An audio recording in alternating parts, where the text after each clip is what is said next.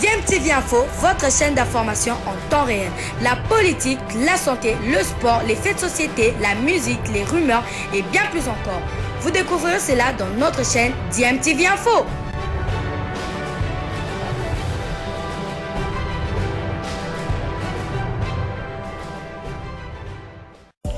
Vous êtes sur DMTV, bonjour ou bonsoir, tout dépend de l'heure à laquelle vous nous suivez. Tout plaisir est pour nous de vous retrouver, mais surtout de savoir que vous êtes nombreux en train de suivre votre chaîne YouTube DMTV. DMTV qui vous propose l'actualité, vous propose également des analyses et des réflexions sur des sujets d'actualité, sur des faits sociaux, tout simplement sur des réalités que nous observons ici chez nous en République démocratique du Congo. 28 mois d'arriérés de salaire, c'est ce que doit le Daring Club Motema Pembe au coach Isaac Ngata.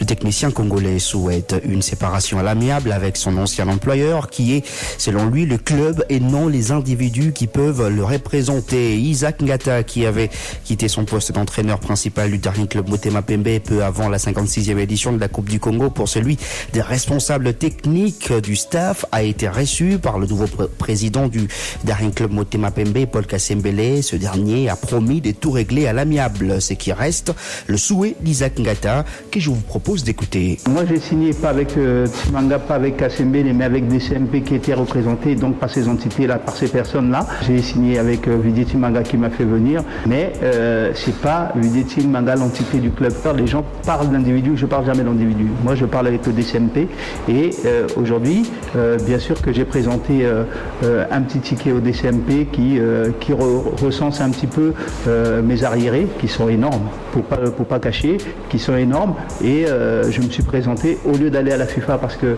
avant d'aller à la FIFA, j'essaye de toujours, depuis que je suis né, de régler les problèmes, et puis après si ça ne se règle pas, je ne suis pas venu travailler pour pas nourrir ma famille, et aujourd'hui je suis dans une situation très très délicate, puisque ça fait 28 mois d'arriérés de salaire.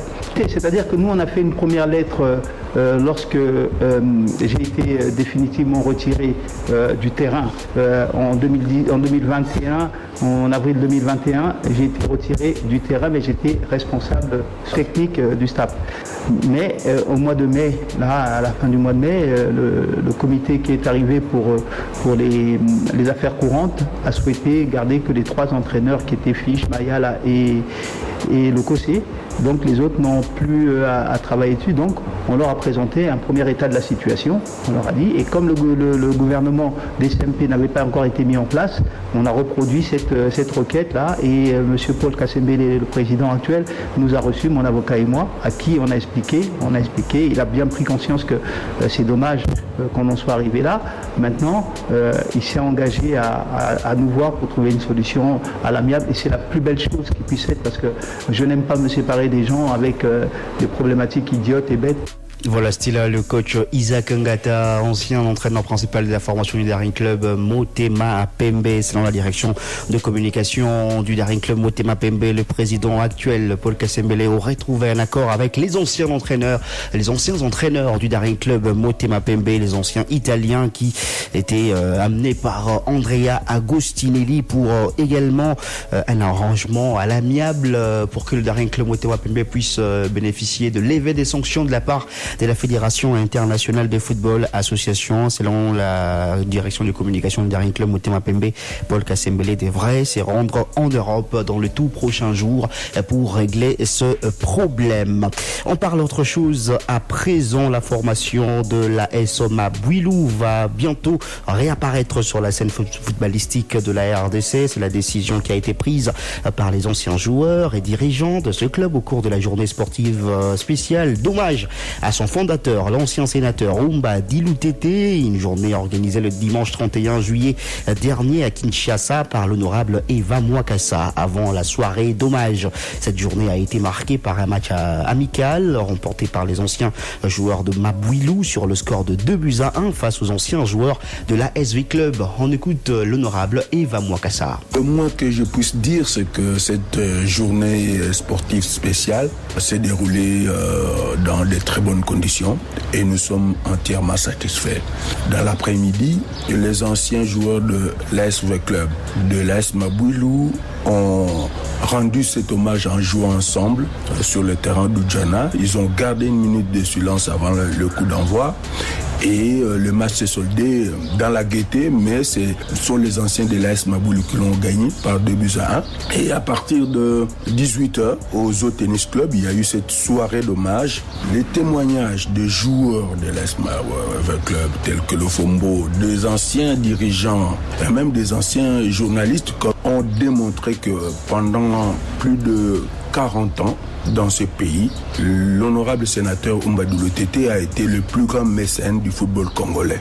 Et la décision la plus importante, c'est que cette soirée, finalement, c'était une soirée de retrouvailles, vous savez, vous comprenez, mais cette soirée a scellé l'ambition de nous, les anciens dirigeants de l'AS Maboulou, les anciens joueurs de l'AS Maboulou, pour reconstruire l'AS Maboulou. Donc, j'annonce vraiment la grande nouvelle, c'est que l'AS Maboulou va reprendre ses activités.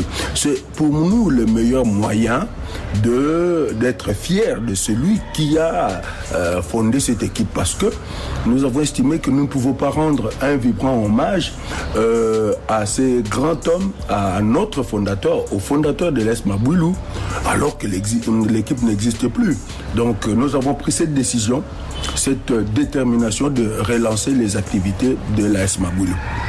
Voilà, c'était là l'honorable Eva Mwakassa. Et puis on va parler karaté avant de boucler ce journal des sports. Le gouverneur ad intérim de la province de la Chopo, monsieur Maurice Abibou, a été levé au rang de ceinture noire première dan dimanche à l'issue des 26e championnats nationaux qui se sont clôturés dans la ville de Kisangani, chef-lieu justement de sa province. Cette édition de championnats nationaux remportée par Kinshasa avec 17 médailles gagnées.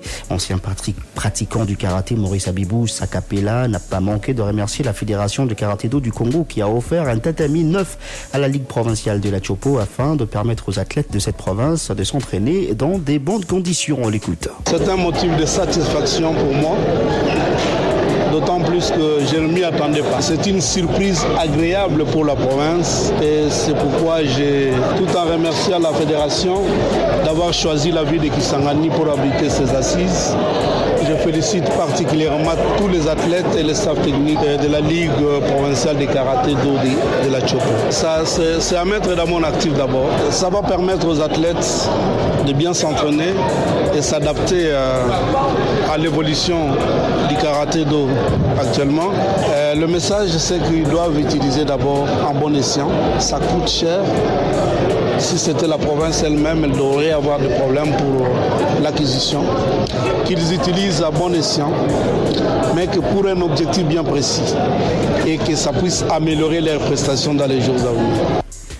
Maurice Abibou, qui est gouverneur ad intérim de la province de la Chopo. Merci infiniment à vous tous d'avoir suivi ce journal des sports.